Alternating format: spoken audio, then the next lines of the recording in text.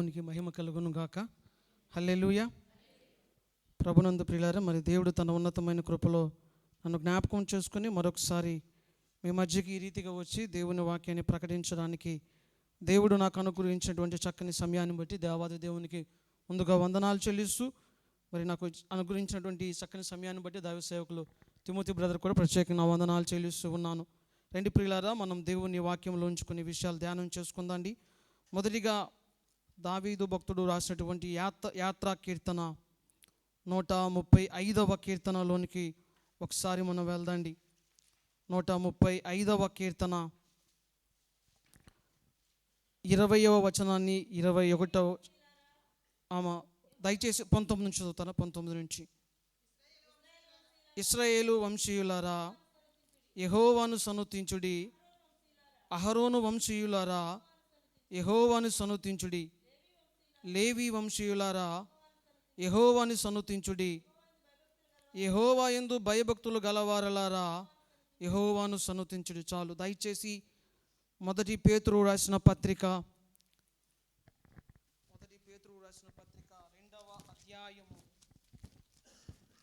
2వ అధ్యాయము 9వ వచనాన్ని చదువుకుందాం. అయితే మీరు చీకటిలో నుండి ఆశ్చర్యకరమైన తన వెలుగులోనికి మిమ్మల్ని పిలిచిన వాని గుణాతిశయములను ప్రచురము చేయు నిమిత్తము ఏర్పరచబడిన వంశమును, రాజులైన యాజక సమూహమును, పరిశుద్ధ జనమును, దేవుని సొత్తైన ప్రజలునై ఉన్నారు. చిన్నవారు, మనము దేవుని సహాయము కొరకు ప్రార్థన చేసుకుందాండి. పరిశుద్ధుడా, ప్రేమ కలిగిన తండ్రి, మీకు వందనాలు, స్తోత్రాలు. నిత్యుడగు దేవా, మీ ఘనమైన శ్రేష్టమైన నామానికి వందనాలు చెల్లిస్తూ ఉన్నాం. ఎక్కడ 2-3 మీ నామముందు ఏకీభవించి ఉంటారు, నిశ్చయముగా వారి మధ్య ఉంటాను అని మీరు వాగ్దానం చేసిన రీతిగా చిన్న మందగా సమకూర్చబడిన మా మధ్యలోనికి అయా మీరు దిగి వచ్చినందుకు మీకు వందనాలు చెల్లిస్తూ ఉన్నాం. ఆరాధించువారు ఆత్మతో సత్యముతో మిమ్మల్ని ఆరాధించాలని మీ లేఖనాలు సెలవిచ్చిన రీతిగా ఇప్పటి వరకు ఏక మనస్సు కలిగి ఏకాత్మ కలిగి ఆత్మతో మిమ్మల్ని ఆరాధించే కృప మా అందరికీ మీరు అనుగ్రహించినందుకు మీకు వందనాలు. ఇశ్రాయేలు చేసిన స్తుతుల మీద మీరు ఆశీనులైన రీతిగా ప్రభువా, ఆయా సంఘముగా చేయబడ్డటువంటి మా స్తుతుల మీద మీరు ఆశీనులైనందుకు మీకు వందనాలు చెల్లిస్తూ ఉన్నాం. మీకు స్తోత్రాలు. కొంచెం సమయం ప్రభువా మీ వాక్యాన్ని మేము ధ్యానించుకోవాలని ఆశపడుతూ ఉన్నాం. ఆయా మాటలాడే దేవుడు అయినా నీ స్వరము వినాలని మేము ఆశపడుతూ ఉన్నాం. నిలబడిన నేను వట్టివాడను, బలహీనను ప్రభువా, నన్ను నీ సిలువ రక్తము చేత శుద్ధి చేసి నీ సిలువ చట్టను మరుగుపరిచి నీ ఆత్మ చేత అభిషేకించి ప్రభువా, అయా మాకు అవసరమైన మీ సందేశాన్ని వినిపించమని, మహిమ ఘనత ప్రభావములు మీరొక్కరే పొందుకోమని యేసయ్య శ్రేష్టమైన నామములు ప్రార్థించి వేడుచు నాను పరమ తండ్రి. ఆమేన్, ఆమేన్. ప్రభునందు నాకు అత్యంత ప్రియమైన వారలారా, మనం చదువుకున్నటువంటి కీర్తనలు అక్కడ యాత్రా కీర్తన అనే పేరు రాయబడి ఉంది. దానిలో మనం చదువుకున్నటువంటి 19, 20 వచనాలలో ఒక 4 వచనాలు కనబడుతుంది. 4 సందర్భాలు, 4 గుంపులుగా కనపడతా ఉంది. ఏమిటి అంటే, మొదటిది ఇశ్రాయేలు వంశీయులారా యెహోవాని సన్నుతించండి. 2 అహరోను వంశీయులారా యెహోవాని సన్నుతించండి. 3 లేవి వంశీయులారా యెహోవాను సన్నుతించండి. కింద అంటాడు, ఏమంటాడు? యెహోవా యందు భయభక్తులు కలిగిన వారలారా ఆయనను సన్నుతించండి, యెహోవాని సన్నుతించండి. ఇప్పుడు పైన ఉన్నటువంటి ఆ 3 కేటగిరీస్ ఈ కింద చెప్పినటువంటి 4వ కేటగిరీ ఉంది కదా, 4వ విభాగం ఉంది కదా. ఏంటి ఆ విభాగం? యెహోవా యందు సరిపోతుంది కదా. ఇప్పుడు వీరందరూ ఇశ్రాయేలు కానీ అహరోను కానీ లేవి కానీ ఈ 3 వంశావళులకు సంబంధించిన వారు దేవుని యందు భయభక్తులు కలగని జనాంగం అంటామా? కాదు కదా. వారందరూ కూడా దేవుని యందు భయభక్తులు కలిగిన వారే కదా. మరి అటువంటి వారిని అందరినీ కలిపి ఒక వచనంలో యెహోవా యందు భయభక్తులు కలిగిన వారా మీరు యెహోవాని సన్నుతించండి అన్నట్లయితే సరిపోయేది కదా. మరి ఎందుకు 3 కేటగిరీలు చెబుతా ఉన్నాడు అంటే, ఏదో మనకు ఒక ఆత్మీయ పాఠాన్ని నేర్పించాలని, ఒక విషయాన్ని జ్ఞాపకం చేయాలని పరిశుద్ధాత్మ దేవుడు ఇష్టపడుతున్నట్లుగా మనం గుర్తించాలి కదా. ఎందుకంటే మనం పేతురు రాసిన పత్రిక 1వ అధ్యాయంలో స్పష్టంగా ఎరుగుదాం, బైబిల్లోని ప్రతి వచనము ఎలా రాయబడింది? పరిశుద్ధాత్మ చేత ప్రేరేపించబడి రాయబడి ఉంది. కదా. అంటే ప్రతి వచనము వెనక ఆత్మదేవుని యొక్క శ్రేష్టమైన ఉద్దేశం ఒకటి ఉన్నది అని మనం గుర్తుంచుకోవాలి. అంటే ఇప్పుడు పైన రాయబడ్డటువంటి ఈ 3 విషయాలను మనము ఒకసారి ఆలోచన చేస్తే ఏవో కొన్ని ఆత్మ సంబంధమైన విషయాలు మనం గ్రహించడానికి అవకాశం ఉంటుంది. లేకపోతే దేవుడు ఒక మాటతోనే ఆ మాటను చెప్పేవాడు, కానీ 3 గుంపులను మనకు జ్ఞాపకం చేస్తూ ఉన్నాడంటే ఏదో ఒక విషయాన్ని మనం నేర్చుకోవాల్సిన అవసరత ఉందని మనం గుర్తించాలి. త్వరగా ఆ 3 గుంపుల గురించి మనం ఒకసారి ఆలోచించేద్దాం. అంటే ఇప్పుడు అక్కడ ఏమని రాశాడు? యెహోవాని సన్నుతించండి అన్నాడు. అంటే దేవుని సన్నుతించే ప్రజలు ఈ వర్గానికి సంబంధించిన వారుగా ఉండాలని, ఈ అనుభవాలు కలిగిన వారుగా ఉండాలని దేవుడు ఇష్టపడతా ఉన్నాడనే సంగతి మనం జ్ఞాపకం పెట్టుకోవాలి. అక్కడ ఉపయోగించిన పదం ఏంటి? యెహోవాను సన్నుతించండి. ఇక్కడ చేరిన మనం అందరం ఎందుకు చేరాము? మొదట సంఘముగా అంటే ఒకటి, దేవుణ్ణి ఆరాధించడం కొరకు మనము సంఘంగా సమకూర్చబడతా ఉన్నాము. రెండవది, ఆయన స్వరమును వినటం కొరకు సంఘంగా సమకూర్చబడతా ఉన్నాం. ఆయన శరీర రక్తమాంసములో పాలు పంపులు పొందడం కొరకు, ప్రాముఖ్యంగా ఈ 3 కారణాల కొరకు సంఘంగా మనం సమకూర్చబడతాం ప్రియులారా. కనుక ఇప్పుడు దేవుణ్ణి స్తుతించడానికి సమకూర్చబడ్డటువంటి ప్రజలమైన మనము ఈ 3 గుంపులకు సంబంధించిన కొన్ని అనుభవాలు మనలో ఉన్నాయో లేవో ఒకసారి ఆలోచన చేద్దాండి. ఇప్పుడు మొదటి గుంపుగా ఉన్నటువంటి వ్యక్తి గురించి మనం ఆలోచన చేస్తే 19లో అన్నాడు, ఇశ్రాయేలు వంశీయులారా అన్నాడు కదా. అంటే ఇప్పుడు ఇశ్రాయేలు సంబంధించిన వ్యక్తికి సంబంధించినట్టు మనం ఆలోచన చేద్దాం. ఇప్పుడు ఇశ్రాయేల్ అనే వ్యక్తి ఎవరైనా ఉన్నాడా బైబిల్లో అని మనం కనుక మొదట ఆలోచన చేస్తే, పేరున్న ఆయన ఎవరైనా ఉన్నారా అంటే మొదట అలా డైరెక్ట్గా పేరున్న వ్యక్తి మనకు కనబడడు, కానీ ఆ పేరుతో పిలువబడుతున్నటువంటి వ్యక్తి మనకు కనబడతాడు కదా. ఇప్పుడు దయచేసి మనం అందరం ఆదికాండంలోనికి వెళ్దాం ప్రియులారా. ఆదికాండంలోనికి వెళ్దాం, 32వ అధ్యాయంలోనికి వెళ్దాం. ఆదికాండము 32వ అధ్యాయంలోనికి వెళ్దాం. అంటే దేవుడు ఇప్పుడు ఇశ్రాయేలు వంశీయులారని చెబుతా ఉన్నాడంటే అక్కడ చెప్పబడ్డటువంటి ఆ ఇశ్రాయేల్ అనే పదములో నుంచి, అక్కడ జరిగినటువంటి అనుభవంలో నుంచి కొన్ని విషయాలు మనం నేర్చుకునే వ్యక్తులుగా ఉండాలి. ఇప్పుడు దయచేసి ఆదికాండము 32వ అధ్యాయము 26 నుంచి మనం చదువుకుందండి ప్రియులారా. అతడు నీవు నన్ను ఆశీర్వదించితే గాని నేను నిన్ను పోనీయనెను. నీ పేరు ఏమని అడుగగా అతడు యాకోబు అని చెప్పెను. అప్పుడు ఆయన, నీవు దేవునితోనూ మనుషులతోనూ పోరాడి గెలిచితివి గనుక ఇక మీదట నీ పేరు ఇశ్రాయేలే కానీ యాకోబు అనబడదని చెప్పాను. ప్రభుకు మహిమ కలుగును గాక. ప్రభునందు ప్రియులారా, ఇప్పుడు ఇశ్రాయేలు వంశీయులారా అన్నప్పుడు మనం ఏమి జ్ఞాపకం చేసుకోవాలంటే, మొదటిదిగా దేవుని చేత దర్శించబడ్డటువంటి వ్యక్తులకు సంబంధించిన వంశముగా మనం జ్ఞాపకం చేసుకోవాలా. యాకోబు జీవితములో పద్దన్నరాము వెళ్ళడానికి ముందు కలిగినటువంటి దర్శనము కానివ్వండి, తరువాత పద్దన్నరామము నుంచి తన అన్న దగ్గరకు తిరిగి వస్తున్నటువంటి అనుభవం కానివ్వండి, ఈ 2 అనుభవాలలో సరాసరి దేవుని చేత దర్శించబడ్డటువంటి అనుభవము లేదు. దర్శనము చూసిన అనుభవం ఒకటి ఉంది, దేవుని దూతలను చూసినటువంటి అనుభవం కూడా మనకు కనబడుతుంది ప్రియులారా. ఈ 32వ అధ్యాయంలో మీరు చూస్తేనే దేవదూతల చేత దర్శించబడ్డట్లుగా కనబడుతుంది. ఇప్పుడు ఈ వచనంలో మనకు ఏం గ్రహించగలుగుతున్నామంటే, యాకోబుగా ఉన్నటువంటి వ్యక్తి, తండ్రిని ఇంటిని విడిచిపెట్టి వెళ్ళిపోయినటువంటి వ్యక్తి, ఆ పద్దన్నరాములో ఒక 14 సంవత్సరాలు పై కాలము బ్రతికిన తర్వాత తిరిగి తన ఇంటికి తిరిగి వస్తూ ఉన్నప్పుడు ఇప్పుడు ఏం చేయబడతా ఉన్నాడంటే, ఆ యొక్క ఎబ్బోకు రేవు దగ్గర దేవుని చేత దర్శించబడతా ఉన్నాడు. అక్కడ వాడిన మనం చదువుకున్న మాట ఏమన్నాడు? నీవు మనుషులతోనూ, అంటే ఇప్పుడు యాకోబు ఎవరితో పోరాడినట్లు అంటే దేవునితో పోరాడినట్లు. సరే, ఈ పోరాటం అనే దాని గురించి ఎక్కువ లోతుగా చెప్పుకుని మనకు సమయం చాలదు, కానీ ఒక మాట నేను జ్ఞాపకం చేయాలని ఆశపడతా ఉన్నాను. ఇశ్రాయేలు వంశీయులారా అంటే ఏ అనుభవం కలిగిన వారుగా ఉండాలంటే, దేవుని చేత దర్శించబడ్డటువంటి అనుభవాన్ని మొదట కలిగి ఉండాలా.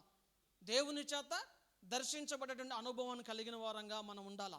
ఇక్కడ ఉన్నటువంటి మనం అందరము కూడా ఒకప్పుడు ఎలా ఉన్నామంటే, యాకోబు లాంటి జీవితాన్ని కలిగిన వారంగా ఉన్నాం. తండ్రి ఇంటిని విడిచిపెట్టి మామ దగ్గరకు వెళ్ళిపోతుంటే, పద్దన్నరాములోనికి వెళ్ళిపోయినట్లుగా సర్వశక్తుడైనటువంటి దేవుని రెక్కల కింద నుంచి మనము లోకం అనే మామ ఇంటికి మనం వెళ్ళిపోయాం ప్రియులారా. అక్కడ వెళ్ళిపోయిన తర్వాత యాకోబు మోసపరచబడ్డాడు. రెండుసార్లు మోసపరచబడ్డాడు. మనము కూడా దేవుని సన్నిధిని, దేవుని ఆశీర్వాదకరమైన స్థలములోనికి ఉండవలసిన మనం ఏం చేయబడుతున్నాం అంటే దాన్ని విడిచిపెట్టి పద్దన్నరాము అనే లోకములోనికి వెళ్ళిపోయిన వారంగా ఉన్నాం. అక్కడికి వెళ్ళిపోయి ఏం చేయబడ్డాం? దీవించబడ్డామా, ఆశీర్వదించబడ్డాం అంటే లేదు. మొదట ఏం చేయబడ్డామంటే ఒక రకంగా మోసపరచబడ్డాం. అది యాకోబు జీవితంలో జరిగిన అనుభవము.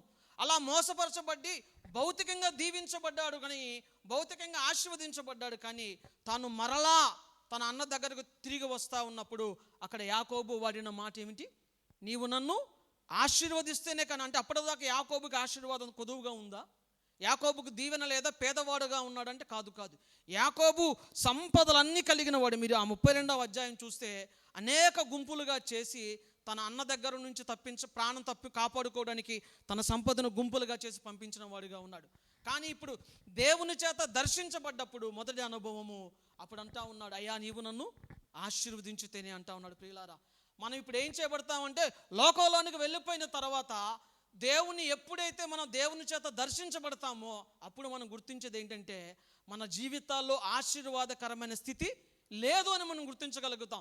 సంపద ఉన్నట్లుగా కనబడుతుంది, కానీ ఆత్మ సంబంధమైన ఆశీర్వాదము ఒక్కటి కూడా మన బ్రతుకుల్లో లేదు అని మనం గుర్తించగలుగుతాం. ఎప్పుడు అంటే దేవుని చేత దర్శించబడ్డప్పుడు మాత్రమే. ప్రియులారా, దేవుని చేత మనం ఎన్కౌంటర్ చేయబడ్డప్పుడు మాత్రమే మన ఆత్మీయ జీవితంలో ఆశీర్వాదకరమైన స్థితిలో ఉన్నామా, పేదవారుగా ఉన్నామో అప్పుడే మనం గుర్తించగలుగుతాం. లేకపోతే మనం గుర్తించలేం. ఈ భూమి మీద అన్ని పరిస్థితులు మనకి క్షేమకరంగా కనబడతాయి, అంత ఆశీర్వాదకరంగా ఉంటుంది. అంతస్తు ఉండవచ్చు, కారులు ఉండవచ్చు, మెడలో వేసుకోవడానికి లేదా చేతులకు వేసుకోవడానికి బంగారం ఉండవచ్చు, అన్నీ ఉండవచ్చు. కానీ నీవు ఆత్మీయ స్థితిలో ఆశీర్వాదకరమైన స్థితిలో నీవు ఉన్నావా, లేదంటే పేదవాడవుగా నీవు ఉన్నావా అన్నది ఎప్పుడు తెలుస్తుందో తెలుసా?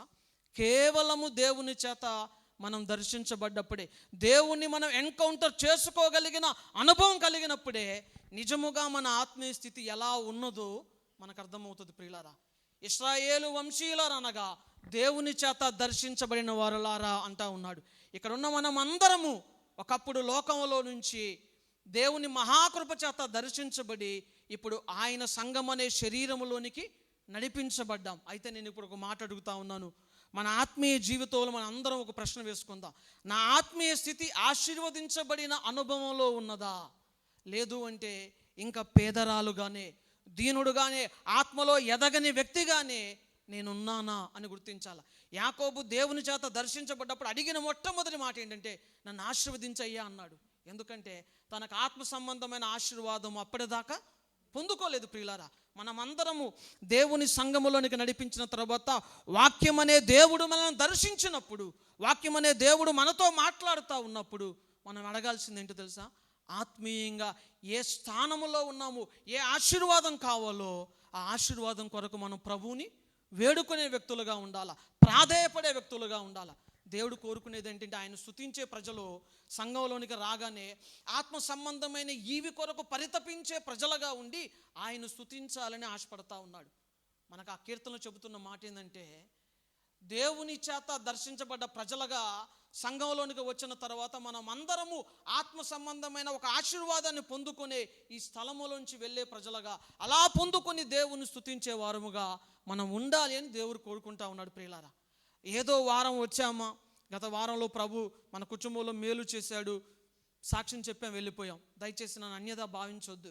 చాలా మట్టుకు మా కుటుంబంలో ఇది లేదు, అది లేదు, ఈ అవసరత ఆ అవసరత ఉన్నది అని మనం ప్రార్థించాము. సంఘం ప్రార్థించింది, దైవ సేవకులు ప్రార్థించారు, మేలు పొందుకున్నామని సాక్ష్యం చెప్పడం చాలా పరిపాటు. నేను అసలు తప్పని అంటలేదు ప్రియులారా, కానీ ఒక మాట నేను చెప్పాలని ఆశపడతా ఉన్నాను. ఏంటంటే ఓ ఆత్మ సంబంధమైన దైవ సేవకుడి చేత మనం పోషించబడుతూ ఎదుగుతూ ఉన్నప్పుడు ఈ సంఘమునకు రాకమునుపు నా ఆత్మీయ స్థితి ఇది, ఈ సంఘమునకు వచ్చిన తరువాత నా ఆత్మీయ స్థితి ఇది అని చెప్పగలిగిన అనుభవాన్ని దేవుడు కోరుకుంటా ఉన్నాడు. యాకోబుని దేవుడు దర్శించిన తర్వాత వెంటనే దీవెన ఆశీర్వాదం పొందినప్పుడు దేవుడు ఏమన్నాడు? నీవు గెలిచిన వాడవంటా ఉన్నాడు. అక్కడ ఏమన్నాడు? నీవు మనుషునితోనూ దేవునితోనూ పోరాడి దేవునికి మహిమ కలుగును గాక ప్రియులారా. నీవెలా ఉండాలని, నేను ఎలా ఉండాలని దేవుడు ఆశపడతా ఉన్నాడంటే, ఒక గెలిచే వ్యక్తిగా, ఏది గెలిచే వ్యక్తిగా, ఆత్మ సంబంధమైన ఆశీర్వాదాన్ని ఆయన దగ్గర సంపాదించుకుని వెళ్ళగలిగిన అనుభవంలోనికి మనం వెళ్ళాలని దేవుడు కోరుకుంటా ఉన్నాడు. ఆయన అలా మనల్ని చూడాలని ఆశపడతా ఉన్నాడు. అలాంటి ప్రజలుగా ఆయన సన్నుతించే వారంగా ఉండాలని ఆశపడతా ఉన్నాడు. దేవుని సంఘంలోనికి రాగానే దేవుడు మురిసిపోవాలా, ఇదిగో నా కుమార్తె, నా కుమారుడు నా చేత ఆత్మ సంబంధమైన ఒక ఆశీర్వాదాన్ని పొందినవాడై నన్ను స్తుతించేవాడుగా ఉన్నాడు అని ఆయన ఆశపడాల. అంతే తప్ప భౌతిక సంబంధమైన దీవెనల చేత ఆశీర్వాదాన్ని పొందుకొని ఆయన స్తుతించే ప్రజలుగా మనం మిగిలిపోవడానికి వీలే లేదు ప్రియులారా. అలా దేవుడు ఆశపడట్లేదు. We need to always glorify the Lord by receiving the spiritual blessings. ఆత్మ సంబంధమైన దీవెనలు పొందుకున్న వారంగా మనం ఉండాలి. రెండవ మాట నేను చెప్పి ముగించి నేను మరొక భాగంలోనికి వెళ్తాను ప్రియులారా. అక్కడ ఏమన్నాడు? అక్కడ యాకోబు గురించి ఏమన్నాడు? నీవు మనుషులతోనూ దేవునితోనూ పోరాడి గెలిచితివి కనుక ఇక నీ పేరు ఇశ్రాయేలే. ఇప్పుడు ఏం కాబడతా ఉంది? మార్పు జరుగుతూ ఉంది ప్రియులారా. ఏం జరుగుతుంది? మార్పు జరుగుతుంది. అక్కడ భౌతికంగా యాకోబుకి ఒక పేరు మార్చడం మాత్రమే కాదు, కానీ ఆత్మ సంబంధంగా మార్పు అనేది కూడా జరిగింది. అయితే నేను ఒక మాట చెప్తా ఉన్నాను, మన జీవితంలో యాకోబు లేదా ఇశ్రాయేలు అంటే ఏ అనుభవం గుర్తు రావాలంటే మార్పు నొందిన అనుభవం కావాలా మనకి. దాన్ని డో నాట్ డిస్టర్బ్లో పెట్టి, లేదంటే కంప్లీట్ సైలెంట్లో పెట్టేసి, మన జీవితంలో ఎలా ఉండాలంటే ప్రతి దినము ప్రభువు చేత మార్పు నొందే అనుభవంతోనే ఉండాలి తప్ప, సంఘానికి ఒకప్పుడు ఎలా వచ్చామో సంవత్సరాలు గడిచిన తర్వాత, క్రీస్తులోనికి ఎలా వచ్చామో కొన్ని సంవత్సరాలు గడిచిన తర్వాత మన బ్రతుకు అలాగున ఉండడానికి ఇష్టం లేదు. మన అందరికీ తెలిసిన మాటే. మత్తయి రాసిన సువార్త 18వ అధ్యాయంలో ఏమని ఉంటుంది అంటే, అక్కడ మీరు చిన్న బిడ్డల వంటి వారుగా మార్పు నొందితేనే. దయచేసి ఒకసారి చూద్దామా 18వ అధ్యాయం త్వరగా. 18వ అధ్యాయం 2వ వచనం 3వ వచనం, దయచేసి 3. మీరు మార్పు నొంది బిడ్డల వంటి వారైతేనే కానీ పరలోక రాజ్యములో ప్రవేశింపలేరని. ఏమి చెందిన వారుగా? అక్కడ చిన్న పిల్లలు అనే పదం ఒకటి కనబడుతుంది, దానికి వచ్చేపు పక్కన పెడదాం. ఇంగ్లీష్ బైబుల్లో ఏమన్నదంటే first we need to change అంటుంది. మొదట మనము మారి ఆ తర్వాత వారి స్వభావం అని ఉంటుంది. మన తెలుగులోనేమో డైరెక్ట్గా ఒకే పదం ఉంది, కానీ ఇంగ్లీష్లో first we need to change అన్నట్లుగా ఉంటుంది. అంటే మొదట మనము మార్పు నొందిన వారంగా ఉండాలి. అంటే పరలోక రాజ్యంలోనికి వెళ్ళాలంటే ఏం కావాలో? మొదట మార్పు అనేది కావాలి. మార్పు లేకపోతే మన పరలోక రాజ్యంలోనికి వెళ్ళలేం. ఇశ్రాయేలు వంశీయులారా అనగా మార్పు నొందిన ప్రజలారా అని ప్రభువు మాట్లాడుతూ ఉన్నాడు ప్రియులారా. అక్కడ యాకోబు గతాన్ని మనం చూసుకుంటే అతను మోసగాడని చెప్తాడు. నేను ఆ పదానికి ఎక్కువగా ఇష్టపడను, ఆ మాట చెప్పడానికి ఇష్టపడను. సరే, ఇప్పుడు దాని గురించి మాట్లాడుకుంటే సమయం నాకు సరిపోదు కనుక మార్పు నొందిన అనుభవం చేత మనం దేవుని స్తుతించే వారంగా ఉండాలి. ఎందుకంటే నేను జీవము కలిగిన దేవుని చేత దర్శించబడ్డాం ప్రియులారా. దేవుని చేత దర్శించబడేటువంటి జీవితంలో ఏం కావాలంటే మార్పు కావాలా. మార్పు లేకుండా ప్రభువుని స్తుతించే వారంగా మనం ఉండొద్దండి. గడిచిన వారాన ఒక బలహీనత ఉంది. ప్రభు మందిరానికి వచ్చినప్పుడు దైవ సేవకులు నిలబెట్టుకుని మనతో ఆ మాట మాట్లాడాడు, మనల్ని హెచ్చరిక చేశాడు, దిద్దుబాటు చేసుకోమంటా ఉన్నాడు. మరొక వారం మనం ప్రభు మందిరంలోనికి వచ్చినప్పుడు, మనము ఆరాధించేటప్పుడు, దేవుని స్తుతించేటప్పుడు అదే అనుభవంతో ప్రభుని స్తుతించే వారంగా ఉండొద్దు, ప్రభుని స్తుతించే వారంగా ఉండకూడదు ప్రియులారా. ఆయన ఆశపడుతుంది ఏంటంటే, నా కుమారుడు నా కుమార్తె మార్పు నొందిన జీవితము చేత, మార్పు నొందిన అనుభవం చేత నన్ను స్తుతించేదిగా ఉన్నది, నన్ను ఆరాధించేదిగా ఉన్నదని నా ప్రభు మనల్ని బట్టి సంతోషించేవాడుగా ఉండాలా. దేవునికి మహిమ కలుగును గాక. ప్రభునందు ప్రియులారా, ఇశ్రాయేలు అనగా ఈ 2 అనుభవాలు కావాలా. ఈ 2 అనుభవాలు లేకపోతే బాప్తిజం ఇచ్చినప్పుడు పేరు పెడతారు. నాకు బాప్తిజం ఇచ్చినప్పుడు హానోక్ అని పేరు పెట్టాడు. హానోక్ అంటే ఏంటి అర్థం? మామూలుగా హానోక్ ఎవరు? ఇప్పుడు నేను దేవునితో నడవకుండా ఫ్రెండ్స్తో పబ్బులకి సినిమాలకి తిరిగాను అనుకోండి, నా పేరుకి ఏమైనా అర్థం ఉందా? నా పేరు మారింది కానీ ఏం మారాలా? నా బ్రతుకు మారాలా. ఇశ్రాయేలు అనగా బ్రతుకు మారినవాడు, దేవుని చేత దర్శించబడ్డవాడు ప్రియులారా. ఆ అనుభవం చేత మనం దేవుణ్ణి ఆరాధించే వారంగా ఉండాలా. దేవుని చేత దర్శించబడ్డప్పుడు వెంటనే మన జీవితాల్లో మార్పు కలిగింది. మనందరికీ తెలుసు, లూకా రాసిన సువార్తలో జక్కయ్య గురించి కదా. ఒకప్పుడు జక్కయ్య దేవుని చేత దర్శించబడక మునుపు జక్కయ్యకున్న పేరేంటి? 19వ అధ్యాయం మీరు చూసినట్టు అన్నట్టు పాపి అయిన మనుషుడు అని జక్కయ్యకి పేరు పెట్టారు. ఎవరో? ఈ లోకం పేరు పెట్టింది, కానీ తల్లిదండ్రులు పెట్టిన పేరు జక్కయ్య. కానీ ఎప్పుడైతే దేవుని చేత దర్శించబడ్డాడో జక్కయ్య పేరు ఎలా మారిపోయింది? జక్కయ్యని దేవుడు ఎలా సంబోధించాడు? లోకమేమో పాపి అయిన మనుషుడు అన్నదే, కానీ దేవుడు ఏమని సంబోధించాడు? 19వ వచనం అనుకుంటాను, ఇతడు కూడా అబ్రహాము కుమారుడే. దేవుడి సంబోధన ఎలా మారిపోయిందో చూడండి ప్రియులారా. ఆయన చేత దర్శించబడ్డప్పుడు ఆయన పిలిచే మాటలు, ఆయన మన కొరకు ఇచ్చే సాక్ష్యం ఎంత శ్రేష్టమైనదో ఆలోచించేద్దాం. దేవుని చేత దర్శించబడ్డప్పుడు లోకం ఒకప్పుడు పాపిగా ఉంది, ఇప్పుడు యేసయ్య అతన్ని దర్శించాడు.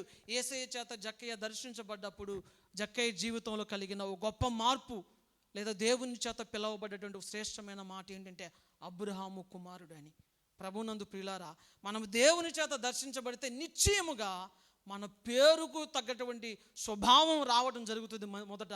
తర్వాత మన బ్రతుకుల్లో కూడా ఆ మార్పుని మనం చూడగలుగుతాం. కనుక ఇశ్రాయేలు వంశీయులారా యెహోవాని సన్నుతించండి అనగా మార్పు నొందిన ప్రజలారా ఆయనను సన్నుతించండి అని దాని యొక్క అర్థం ప్రియులారా. అది లేకుండా, మార్పు లేకుండా మనము దేవుని చేత దర్శించబడకుండా, నేను మొదట చెప్తున్నాను, దేవుని చేత దర్శించబడకుండా, మార్పు లేకుండా ప్రభు సన్నిధిలో మనం ఆయన స్తుతించే వారంగా ఉంటే ఆయన దుఃఖపరిచిన వారంగానే మనం ఉంటాం ప్రియులారా. అలా ఉండొద్దు అని దేవుడు కోరుకుంటున్నాడు. రెండవ భాగం ఏమిటి? అహరోను వంశీయులారా మీరు యెహోవాను సన్నుతించండి అనే మాట కనబడతా ఉంది. ఈ అహరోను అనే మాటకి హీబ్రూ భాషలో కానీ రెండు అర్థాలు మనకు కనబడతాయి ప్రియులారా. 2 అర్థాలు కనబడతాయి. మొదటి ఏంటంటే పర్వతము వంటి వాడు అని దాని యొక్క మాట హీబ్రూ భాషలో అహరోన్ అనే పదానికి ఉన్నటువంటి అర్థం. రెండవది వెలుగుగా ఉండుట కొరకు ఎన్నిక చేయబడ్డవాడండి. To be light or to light, to be light అనే మాట మనకు కనబడుతుంది. అంటే వెలుగుగా ఉండడం కొరకు ఉన్నటువంటి వ్యక్తి అని దాని యొక్క అర్థం. రెండవది పర్వతము వంటి వాడని. ఇప్పుడు దేవుడు ఏమని కోరుకుంటా ఉన్నాడు అంటే,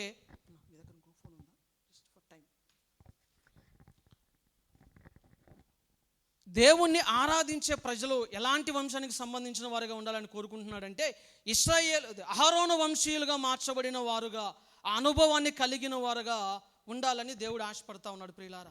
అంటే ఇప్పుడు అహరోను అనే మాటకు అర్థం ఏమిటంటే పర్వతము వంటి వాడు. రెండవది టు బీ లైట్, వెలుగుగా ఉండుట కొరకు పిలవబడిన వాడు, వెలుగుగా ఉండుట కొరకు నియమించిన వాడు అని దాని అర్థం. మనందరికీ తెలిసిన మాటే. మత్తయి రాసిన సువార్తలో యేసుక్రీస్తు ప్రభు వారు చెప్పిన మాట, మీరు లోకానికి వెలుగై ఉన్నారు అనే మాట చెబుతా ఉన్నాడు ప్రియులారా. వెలుగై ఉన్నారని చెప్తాను. అంటే అహరోను వంశీయులు అనగా వెలుగు సంబంధులు అనే మాటను మనం గ్రహించాలి. వెలుగుగా ఉండుట కొరకు పిలవబడ్డటువంటి వారము అని మనము గ్రహించాలి. మనం ఇందాక పేతురు రాసిన పత్రికలో చదువుకున్నాం కదా, మీరు చీకటిలో నుండి వెలుగులోనికి పిలిచిన వాని గుణాతిశయములను ప్రచురము చేయు నిమిత్తం అనే మాట మనం చూస్తూ ఉన్నాం ప్రియులారా. మనల్ని దేవుడు ఎందుకు పిలిచాడు అంటే ఆయన గుణాతిశయాలను ప్రచురం చేయడానికి. ఎక్కడ నుంచి అంటే చీకటిలో ఉన్న మనము వెలుగులోనికి నడిపించబడ్డాం. అహరోను వంశీయులారు అనగా వెలుగు సంబంధమైన జీవితాన్ని కలిగిన వారు అని ఆ పేరుకు అర్థం. అయితే నేను జ్ఞాపకం చేయాలనుకుంటున్న మాట ఏంటంటే అహరోను యొక్క విలువ ఎలాంటిదో దయచేసి సంఖ్యాకాండం 17వ అధ్యాయములోనికి మనం వెళ్ళినట్లయితే ప్రభునందు ప్రియులారా 16వ అధ్యాయం 47 నుంచి మనం చదువుకుందాం ప్రియులారా. అహరోను వాటిని తీసుకొని సమాజముల మధ్య పరిగెత్తుకుని పోయినప్పుడు అతడు ధూపము వేసి ఆ జనుల నిమిత్తము ప్రాయశ్చిత్తము చేసెను. అతడు చచ్చిన వారికిని బ్రతికిన వారికిని మధ్య నిలువబడగా తెగులు ఆగెను. ప్రభునందు ప్రియులారా, అహరోను వంశీయులారు అనగా దాని అర్థం ఏమిటి అంటే మనము ఎలా ఉండాలి అంటే దేవుని కొరకు పరిగెత్తే ప్రజలుగా మనము ఉండాలి అని దాని అర్థము.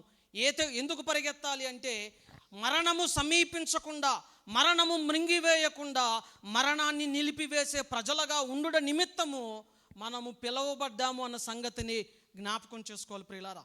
అహరోను యొక్క లక్షణం ఏమిటంటే ఎక్కడ మరణము కలుగుతూ ఉందో ఆ మరణము రాకుండా మరణం తప్పించడం కొరకు పరిగెత్తే స్వభావాన్ని కలిగిన వాడు అహరోను ప్రియులారా.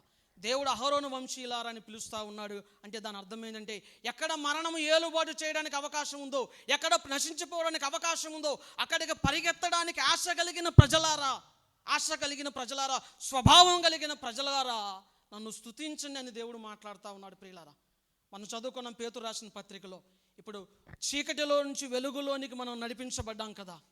నడిపించబడిన మనము ఇప్పుడు ఏం కావాలి? ఆయన గుణాతిశయములను ప్రచురము చేయడానికి పరిగెత్తే ప్రజలుగా ఉండాలి. ప్రియులారా, మనం పరిగెత్తే ప్రజలుగా ఉండాలి. కానీ మనము అలా లేవు.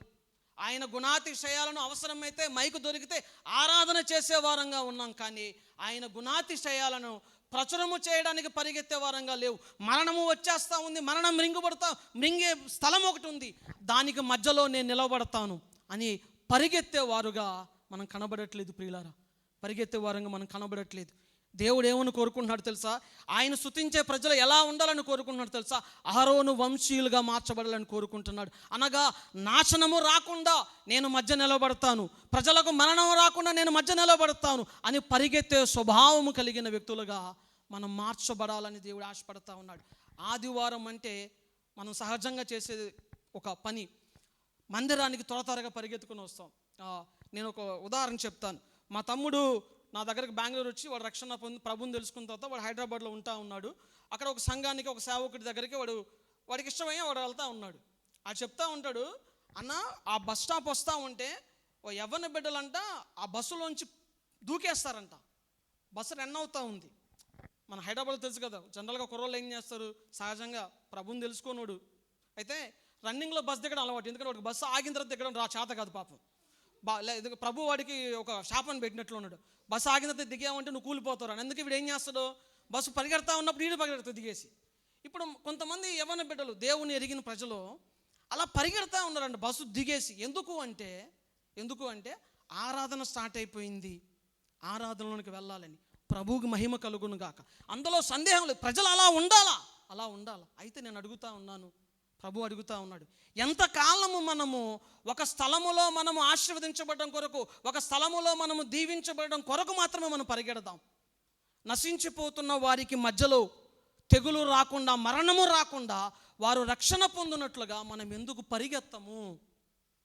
దేవుడు కోరుకుంటున్నాడు. అహరోను వంశీయులు ఆయన స్తుతించేవారు ఎలాంటి అనుభవం కలిగిన వారుగా ఉండాలి. ప్రియులారా, నేను ఒక మాట అడుగుతాను. ఈరోజు ఏ రోజు తెలుసా? ఆదివారం కదా. పోయిన వారం ఏ రోజు చెప్పండి? ఆదివారం కాదండి. ఇక్కడ ఒక చిన్న ఈవెంట్ జరిగింది కదా ముందు. ఏంటి? Mother's Day. నిజానికి నేనేం నాకు తెలుసని కాదు, నేను కూడా నిన్ననే తెలుసుకుని చాలా సిగ్గుపడ్డాను. ఈరోజు ఏ రోజు తెలుసా?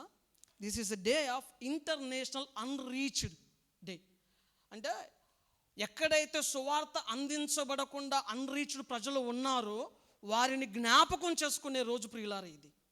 సువార్త అందబడని స్థలాలు కొన్ని ఉన్నాయి, దేవుని సువార్త చేర్చబడిన స్థలాలు, ప్రకటించబడని స్థలాలు, తీసుకువెళ్ళని స్థలాలు కొన్ని ఉన్నాయి అని జ్ఞాపకం చేసుకోవడానికి మే 19ని డిక్లేర్ చేశారు మన ఆత్మీయ నాయకులు. కొంతమంది ప్రభు చేత వాడబడిన వారు, నడిపించబడిన వారు మే 19ని ఏం చేశారు?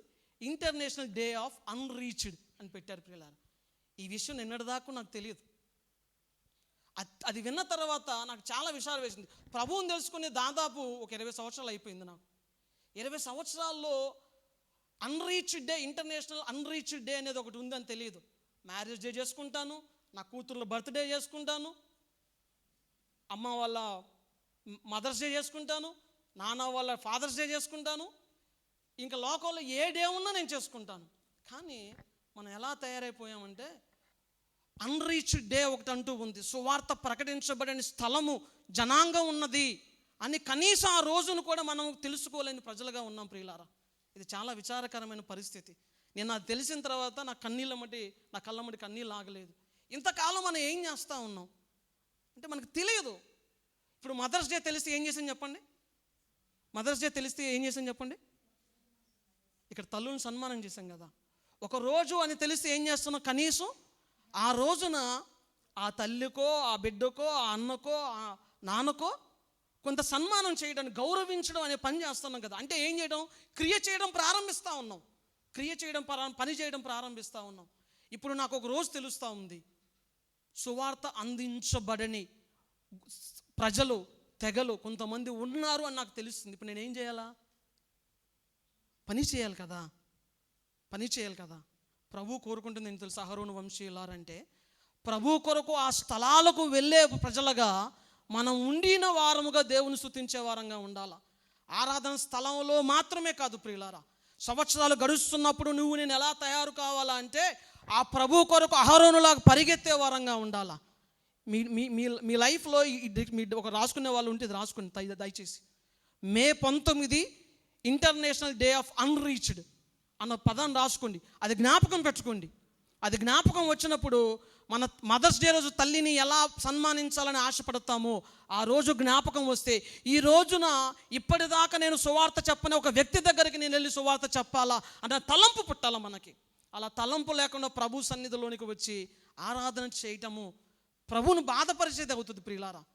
దేవుడు అంటున్న అహరోను వంశీయులారా, మీరు దేవుని కొరకు పరిగెత్తే ప్రజలుగా ఉండాలని ఆయన ఆశపడతా ఉన్నాడు. మన పేతురు రాసిన పత్రికలో అందుకే ఆ మాట చెప్పాడు ప్రియులారా. మనం దేవుని చేత ఆయన గుణాతిశయములను ప్రచురపరచడానికి పరిగెత్తే స్వభావాన్ని కలిగిన వారంగా మనం ఉండాలి ప్రియులారా. నేను ఇంకొక మాట చెప్తాను, నిర్గమాకాండంలోనికి వెళ్దండి. నేను త్వరగా ముగించేస్తాను, ఇంకొక 9 నిమిషాలు నాకు సమయం ప్రియులారా. నిర్గమాకాండంలోనికి మనం వెళ్తే దయచేసి 4వ అధ్యాయంలోనికి మనం వెళ్దండి. 4వ అధ్యాయం 16వ వచనం.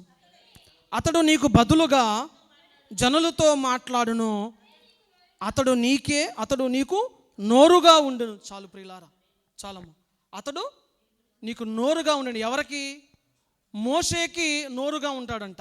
దయచేసి ఇప్పుడు 7వ అధ్యాయంలోనికి రండి.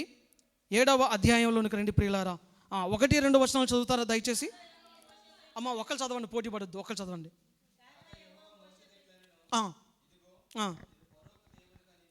నిన్ను ఫరోకు దేవునిగా నియమించింది. ఎవరు దేవుడు ఇక్కడ?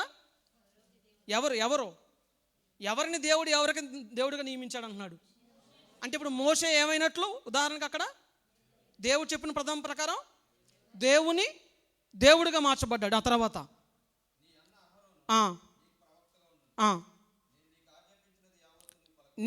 నేను నీకు ఆజ్ఞాపించినది యావత్తును నీవు పలుకవలెను. ఇప్పుడు అహరోను ఏం చేస్తా ఉన్నాడు? ప్రవక్తగా ఉన్నాడు. ఈ ప్రవక్తగా ఉన్న ఆయన ఎలా ఉన్నాడంట? నోరుగా ఉంటానన్నాడు. అంటే ఇప్పుడు అహరోను అంటే ఏమిటి? దేవుని నోరు అని మనం గుర్తుంచుకోవాలి ప్రియులారా. అహరోను వంశీయులారు అనగా దేవుని నోటిగా మార్చబడ్డటువంటి ప్రజలారా, దేవుని నోటిగా మార్చబడ్డ ప్రజలారా అంటా ఉన్నాడు. మన నోరు పోయిన వారం, అంతకుముందు వారం చెప్పాడు, పాస్టర్ గారు ఒక దగ్గర కొలాయి దగ్గర గొడవ అవుతూ ఉంటే ఆయన అక్కడ ఉన్నాడని ఆ తల్లి ఆగిందంట. అయ్యగారు పోయిన తర్వాత అమ్మగారు మార్పు నొందింది. మన ముందు యాకోబు మార్పు నొందాడు అన్నాం కదా, ఇప్పుడు అమ్మగారు మార్పు నొందింది. అలాంటి వారంగా ఉంటాం. ఇప్పుడు మన నోరు ఏమైపోయిందంటే లోకంగా మార్చబడింది. కానీ అహరోను వంశీయులు, అహరోను ఎలా ఉన్నాడు? దేవుని నోరుగా ఉన్నాడు ప్రియులారా, దేవుని నోరుగా ఉన్నాడు. నీవు నేను ఎలా ఉండాలంటే దేవుని నోరుగా మార్చబడాలి ప్రియులారా. ఎందుకు అంటే దేవుని గుణాతిశయములను ప్రచురము చేయడం కొరకు, నీవు దేవుని నోరుగా మార్చబడేటువంటి అనుభవం కలిగిన వ్యక్తివిగా ఉండి దేవుని స్తుతించాలా. ఆరాధన సమయంలో ఓ చక్కని ఆరాధన పాట నాకు తెలుసు కనుక ఆత్మలో ఆనందిస్తూ ఆత్మచేత నింపబడి ఆ పాట నా నోటితో పలికేవానిగా నేను ఉండడం కాదు, నా దేవుని గురించిన మాటను పలికే వ్యక్తిగా నేను మార్చబడాలి. అహరోను వంశీయులారంటే ఈ 2 అనుభవాలు మన జీవితాల్లో కావాలా. దేవుని కొరకు పరిగెత్తే అనుభవం కావాలా. ఎందుకు? నాశనము రాకుండా తొలగిపోయేది. నేను ఒక మాట చెప్తాను, దయచేసి నన్ను తప్పుగా అర్థం చేసుకోవద్దు.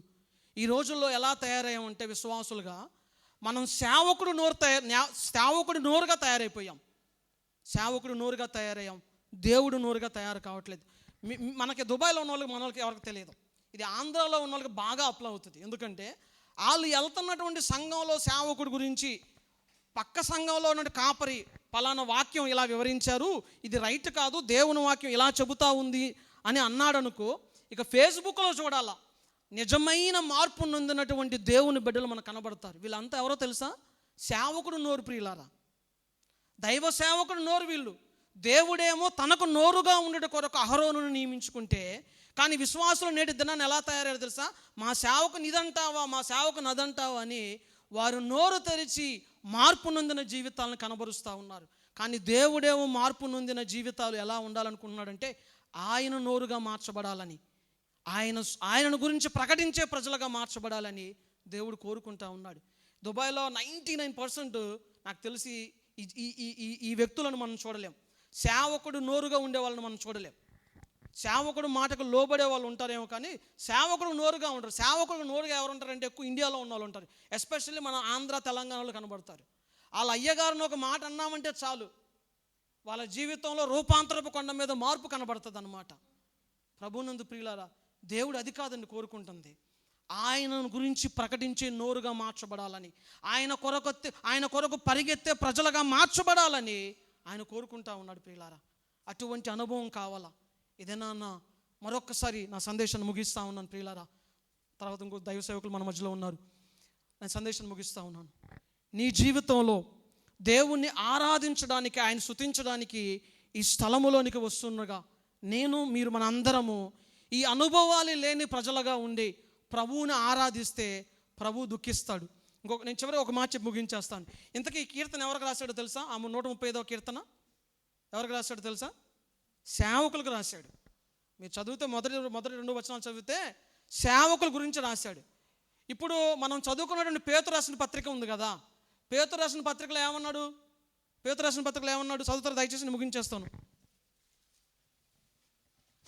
పేతురు రాసిన పత్రికలో ఏమన్నాడు దయచేసి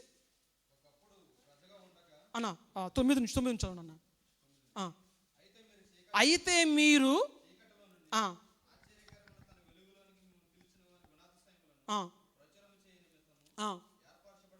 ఏర్పరచబడిన వంశమును, చాలు. ఇంకా తర్వాత ఇంకో 2 కేటగిరీస్ ఉన్నాయి ప్రియులారా. నేను నా సందేశం ముగిస్తాను. ఇప్పుడు అక్కడ ఏమన్నాడు? మీరు అనే పదాన్ని వాడాడు కదా పేతురు భక్తుడు. ఏమన్నాడు? మీరు అనే పదాన్ని వాడాడు. అంటే అక్కడ పైన సేవకుల గురించి మాట్లాడుతూ వచ్చాడా అంటే లేదు. సంఘము గురించి, విశ్వాసులందరి గురించి మాట్లాడుతూ వచ్చిన అనుభవం కనబడుతుంది. అంటే అప్పుడు అలాంటి విశ్వాసుల్ని పేతురు భక్తుడు వేరే ఇంకొక కేటగిరీలోకి తీసుకొచ్చి చేర్చాడు. ఏమని చేర్చాడు? మీరు రాజులైన యాజక సమూహం అన్నాడు. ఇప్పుడు యాజకులు అంటే ఏంటి ఈ కాలంలో? సేవకులనే కదా. అంటే పాత నిబంధన కాలంలో అది కేవలము సేవకులకు అన్నట్లుగా రాయబడవచ్చు, కానీ నూతన నిబంధన కాలములో ప్రతి విశ్వాసిని దేవుడు ఎలా చూడాలని ఆశపడతా ఉన్నాడంటే, రాజులైన యాజక సమూహములోని వ్యక్తులుగా దేవుడు చూడాలని ఆశపడతా ఉన్నాడు. అంటే ఆ మాట ఎవరితో చెప్పినాడు? పాస్టర్ గారితో మాత్రమే కాదు. కొంతమంది చాలా తెలివైన వాళ్ళు ఉంటారు. అసలు ఇది కాంటెక్స్ట్ ఎక్కడ బ్రదర్ అని పైకి వెళ్తారు. అక్కడ ఉంటుంది సేవకులు ఉంటుంది, మన కాదు సేవకుడు అంటారు. మరి కొత్త నిబంధనలు పేతురు చెప్పిన మాట ఏంది? మరి అక్కడ మీరు అనే మాట అన్నాడు కదా, అందరిని కలుపుతా ఉన్నాడు కదా. అంటే దేవుడు రాజులైన యాజక సమూహంగా ఎవరిని చేయాలనుకుంటున్నాడు? అందరినీ చేయాలని ఆశపడతా ఉన్నాడు. ఆ బాధ్యత ఎవరికి ఇవ్వాలని ఆశపడతా ఉన్నాడు? అందరికీ ఇవ్వాలని ఆశపడతా ఉన్నాడు. ఇప్పుడు అయ్యగారు మాత్రమే వారంలో వారి అందరి అంటే సంఘంలో ఉన్న ఇళ్ళకు పరిగెత్తాలా? అయ్యగారు మాత్రమే దేవుని నోరుగా పనిచేయాలా? అయ్యగారు మాత్రమే దేవుని చేత దర్శించబడాలా? అయ్యగారు మాత్రమే దేవుని చేత మార్పు నొందేవాడుగా ఉండాలా? ఆయన ఆరాధిస్తున్నటువంటి ప్రజలుగా మనము దేవుని చేత దర్శించబడకపోయినా పర్వాలేదు, మనము దేవుని చేత మార్పు నొందే ప్రజలుగా ఉండకపోయినా పర్వాలేదు. ఇది మన ఆలోచన ప్రియులారా. దేవుని కొరకు మనం పరిగెత్తకుండా మన ఇళ్లలో ఉండి అయ్యగారిని మన ఇంటికి పరిగెత్తించుకుంటే చాలు. ఇలాంటి అనుభవాన్ని దేవుడు కోరుకోవట్లేదు. దేవుడు ఏమని కోరుకుంటున్నాడంటే, ఈ నూతన నిబంధన కాలములో ఆయన రక్తము చేత విమోచించబడ్డ ప్రజలుగా ఉన్నటువంటి మనమందరము ఆయన కోసం పరిగెత్తే వారముగా, ఆయన గుణాతిశయములను ప్రచురము చేయుచు కొరకు దేవుడు నిన్ను యాజకుడిగా చేశాడు. నేను మాట చెప్తా ఉన్నాను, నీవు యాజకుడివి. ఆ విషయాలు చాలా ధ్యానించాలనుకున్నాను, కానీ సమయం లేదు ప్రియులారా. యాజకత్వం చాలా విలువైనది. నిన్ను దేవుడు యాజకుడుగా ఉండడం కొరకు పరిగెడతా ఉన్నాడు. అహరోను మొట్టమొదటి యాజకుడు. అహరోను లక్షణం ఏమిటి? దేవుని కొరకు పరిగెత్తే స్వభావం కలిగిన వాడు. మోషే తనకి తమ్ముడు అహరోనికి. రేయ్, నేను నీ అన్ననరా, నాకు అలా ఆర్డర్ అయ్యి మాకు పక్కకు తీసుకెళ్ళి ఏదైనా ఉంటే చెప్పు, అప్పుడు నీ మాట వింటాను అన్నాడు అహరోను. మోషే అన్నాడు, ఆ పై వచనం చూస్తే నీవు వెళ్ళుము అన్నాడు. మోషే ఆజ్ఞ ఇయ్యగానే పరిగెత్తాడు ప్రియులారా. మనం అలా ఉండాలా. దేవుడు ఆజ్ఞాపించగా పరిగెత్తే వారంగా ఉండాలా. వయసుని అనుభవాన్ని పరిగణలోనికి మనం తీసుకోవద్దు ప్రియులారా. ఆత్మచేత నింపబడి ఒక చిన్న బాలుడు, ఆ చిన్న బిడ్డ ఒక మాట చెబితే మన బ్రతుకులు మార్చుకునే వ్యక్తులుగా మనం ఉండాలి. అది ఇశ్రాయేలు, ఇది అహరోను యొక్క వంశీయుల యొక్క స్వభావం, దేవుడు కోరుకునే స్వభావం, యాజకుడి స్వభావం. అది మనకు లేకపోతే ప్రభు సన్నిధికి వచ్చి మనం వారం వారం ఆరాధన చేయటం ద్వారా ప్రభు మనల్ని బట్టి సంతోషిస్తాడేమో కానీ ఆనందించడు.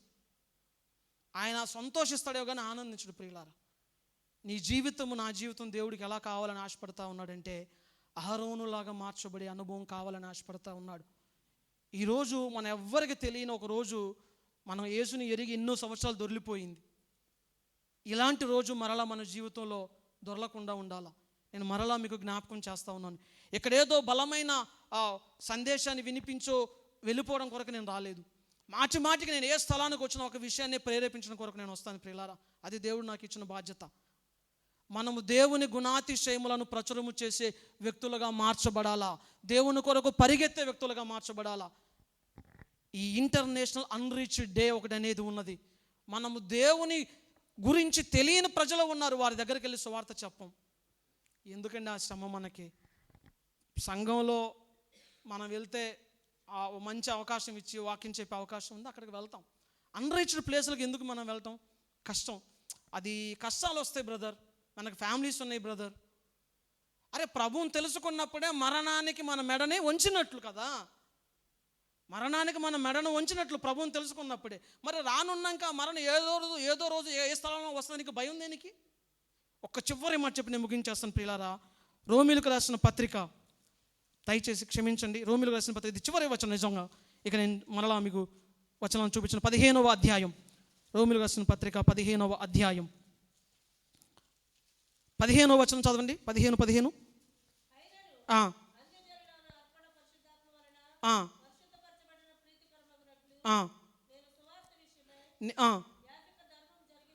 నేను సువార్త విషయమై యాజక ధర్మము జరిగించు దేవుని చేత నాకు అనుగ్రహింపబడిన కృపను బట్టి అన్యజనుల నిమిత్తము. ఇప్పుడు అక్కడ సువార్త ద్వారా ఏం జరిగిస్తున్నాను అన్నాడు? యాజక ధర్మాన్ని. మనకు బాగా అర్థమైన మాట ఏంటంటే యాజక ధర్మం అంటే సంఘంలో పాస్టర్గా ఉండి మైకు పెట్టుకొని ప్రసంగం చేయటం. కానీ పౌలు భక్తుడు నేర్పిస్తూ ఉన్నాడు, యాజక ధర్మం అన్నది సంఘంలో ఉండి మాత్రమే చేసేది కాదు, సువార్త ప్రకటన ద్వారా కూడా చేసే కార్యం అంట ప్రియులారా. చివరిగా దయచేసి అదే అధ్యాయం 21వ వచనం. ఆయనను గూర్చిన సమాచారం ఎవరికి తెలియబడలేదో వారు చూతురనియు వినని వారు గ్రహింతురనియు వ్రాయబడిన ప్రకారము క్రీస్తు నామమెరగబడని చోట్లను సువార్తను ప్రకటింపవలనని మిక్కిలి ఆశ గలవాడనై నేను ఉండి అలాగూ ప్రకటించితను అన్నాడు. పౌలు భక్తుని ఆశ ఏంటంటే ఎక్కడ సువార్త ప్రకటించబడలేదో అక్కడికి వెళ్ళాలని పౌలు భక్తుని యొక్క ఆశ. సంఘంలో బలపరచబడిన తరువాత, సంఘంలో శ్రేష్టమైన వాక్యం చేత పోషించబడుతూ ఎదిగిన తరువాత మనం ఇలాంటి అనుభవాన్ని కలిగిన ప్రజలుగా మార్చబడాలా. సువార్త ఎక్కడ ప్రకటించబడలేదు, ఎక్కడ సువార్త తెలియచేయలేదు, ఇంతకాలం నేను ఎవరికి సువార్త తెలియచేయలేదో వాళ్ళకి నేను సువార్త ప్రకటిస్తాను అన్నటువంటి తీర్మానంలోనికి మనం అందరం రావాలి ప్రియులారా. అట్టి వారముగా దేవుని స్తుతించే ప్రజలుగా మనం మార్చబడదాం. దయచేసి అందరూ లేండి, తలలో ఉంచుదాం, చిన్నమారు ఒక ప్రార్థన చేసుకుని మనం ముగించేద్దాం ప్రియులారా. దయచేసి అందరూ ఒకసారి లేచి తలలో ఉంచినట్లయితే ఒక చిన్నమారు మనం ప్రార్థన చేసుకుని ప్రభు సన్నిధిలో మనం తీర్మానం చేసుకుందాండి. దయచేసి చెప్పబడ్డ విషయాలు మీకు జ్ఞాపకం ఉన్నట్లయితే ప్రియులారా, మీ మనసులో ఆ మాటలు నిలిచి ఉన్నట్లయితే ఒకసారి ప్రభువుని అడగండి. మీరేమై ఉన్నారో, నేనేమై ఉన్నామో ప్రభు సన్నిధిలో యథార్థంగా మన జీవితాలను పరీక్షించుకుందాం. మనం ఇశ్రాయేలుగా మార్పు నొందిన ప్రజలుగా, అహరోనులాగా దేవుని కొరకు పరిగెత్తే ప్రజలుగా మనం ఉన్నామా లేదో ఒకసారి పరిశీలన చేసుకుందాం. దేవుడు మాట్లాడుతూ ఉన్నాడు, సువార్త ప్రకటించబడిన స్థలములలోనికి వెళ్ళి సువార్త ప్రకటించాలని మిక్కిలి ఆశ కలిగిన వాడుగా పౌలు భక్తుడు ఉన్నాడని దేవుని లేఖనం సెలవిస్తూ ఉంది, దేవుని వాక్యం సెలవిస్తూ ఉంది. ప్రియులారా, నీవలాగున్న దేవుని సువార్తను ప్రకటించడానికి, ఆయన గుణాతిశయములను ప్రచురము చేయడానికి చీకటిలోంచి వెలుగులోనికి నడిపించబడ్డ నీవు ఆశ కలిగి ఉన్నావా, ఆ భారం కలిగి ఉన్నావా? ఒకసారి పరిశీలన చేసుకుందాం. అలాగే దయచేసి అందరం ప్రార్థనలో ఉందాం ప్రియులారా.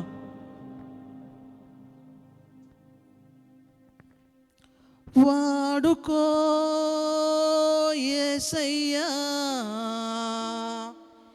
నీ కాడి నే మోస్తా, వాడుకో యేసయ్యా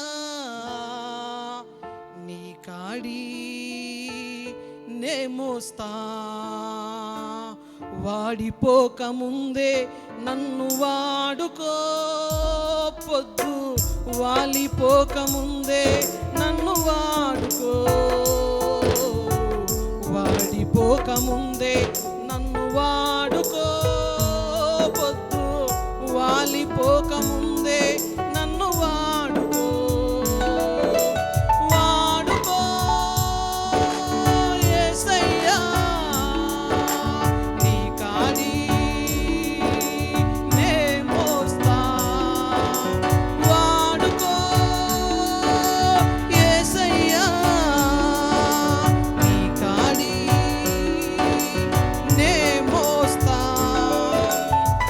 నీవిచ్చిన యవ్వన బలము నిర్వీర్యం కాకముందే నాకున్న సంపదలన్నీ రెక్కలొచ్చిపోకముందే, నీవిచ్చిన యవ్వన బలము నిర్వీర్యం కాకముందే నాకున్న సంపదలన్నీ రెక్కలొచ్చిపోకముందే, వాడుకో యేసయ్యా నీ కాడి నే మోస్తా, వాడుకో యేసయ్యా నీ కాడి నే మోస్తా.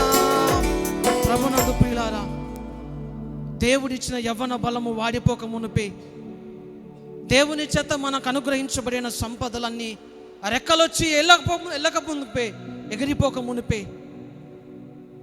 మన జీవితంలో నిరాశ నిస్పృహలు రాకమునిపే ప్రభు కాడి మోయటానికి నీవు ఇష్టపడినట్లయితే, ప్రభువా నన్ను వాడుకోమని నీవు నీ జీవితాన్ని ప్రభువుకు అప్పచెప్పడానికి నీవు ఇష్టపడినట్లయితే, ఈ దినాన్న నా యేసయ్య నిన్ను తన నామం ఎరగని ప్రజల మధ్యలోనికి నడిపించడానికి ఇష్టపడతా ఉన్నాడు.